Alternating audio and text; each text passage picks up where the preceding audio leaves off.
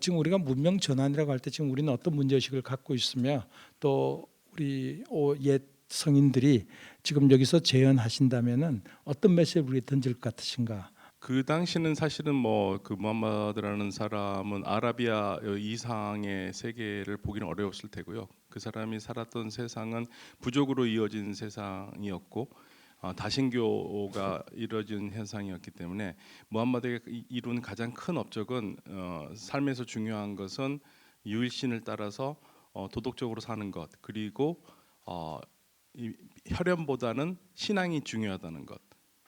저는 무함마드가 남긴 가장 위대한 업적은 혈연보다 신앙이라는 점을 보았다는 점이거든요. 그러니까 혈연으로 이어졌던 당시에 자기 이 주변 사람들을 그 혈연이 아니라 믿음으로써 한 공동체를 이루겠다는 점이 무함마드가 가지고 있는 대단한 그 업적이라고 생각하고요. 물론 그 무함마드가 죽은 이후에 그거는 이루어지지 못했습니다.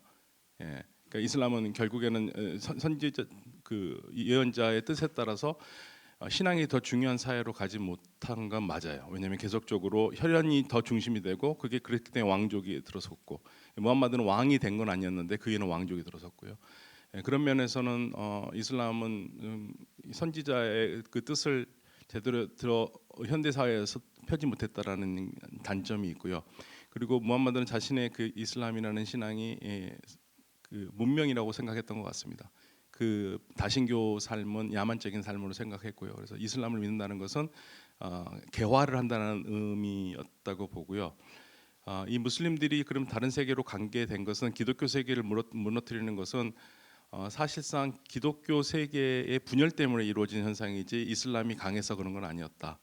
꼭 그거 말씀을 드리고 싶어요. 이슬람 지역 무슬림들이 이슬람 지역 그리스도교 지역을 많이 무너뜨렸는데 이거는 당시에 무너진 그리스도교 세계의 역사가들이 하는 얘기들입니다. 당시 사람들이 우리가 왜 이렇게 무슬림들한테 졌냐 하면은 같은 기독교를 믿고 있었다고 하지만 이단 취급을 받았던 사람들이 많이 있었거든요.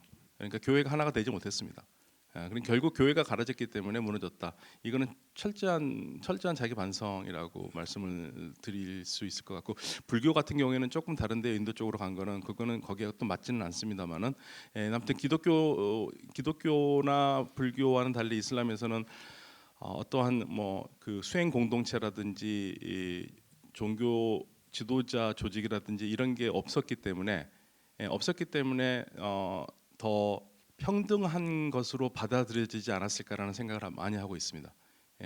대표적으로 바로 이란도 넘어갔을 때 이란이 넘어갔었을 때 가장 컸던 게 이란의 오랫동안 조로아스터교가 계급 종교였거든요. 그래서 이란도 넘어간 거고 이집트가 기독교 국가였는데 넘어간 이유는 아주 간단합니다.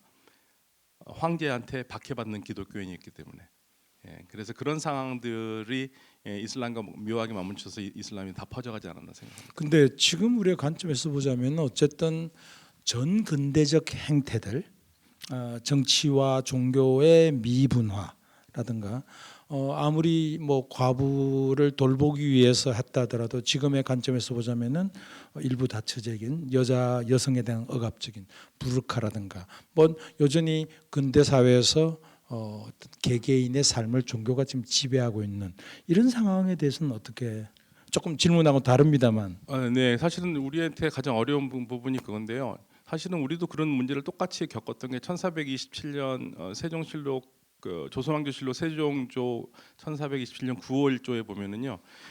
예조에서 두 가지 청원을 합니다. 세종대왕에게.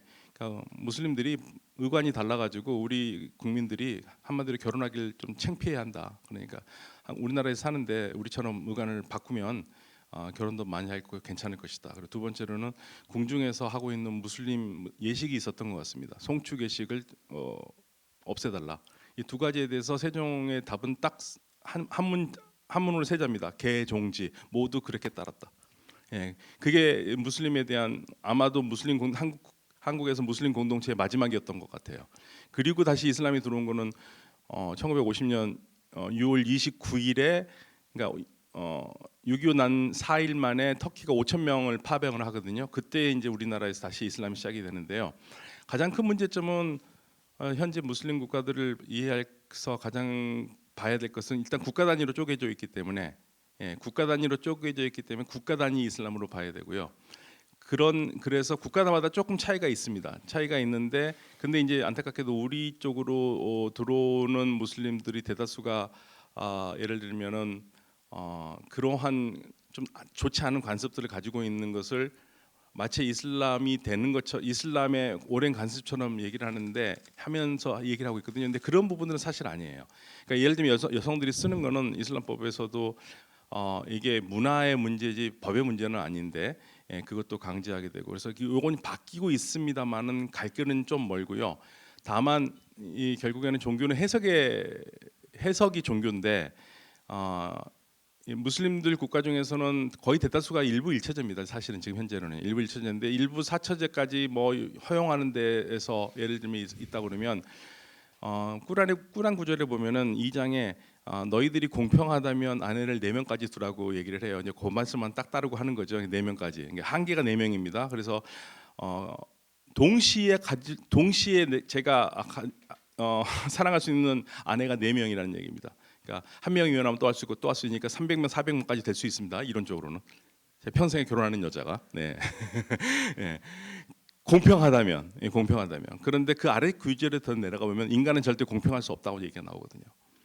그래서 20세기의 개혁자들이 이건 봐라 꾸란에서는 인간이 공평하다면 4명까지 하는데 공평할 수 없다고 얘기를 하지 않느냐 그래서 일부 일처제라고 얘기를 하고 그걸 바꾸려고 하는 사람들이 있는데 아직까지는 그러한 힘들이 좀 적고 무슬림들은 그 어떤 종교보다도 전통의 힘을 굉장히 중요하게 생각해서 그 부분은 이제 아무래도 더 바꿔야 될 문제로 남아 있습니다. 네, 알겠습니다.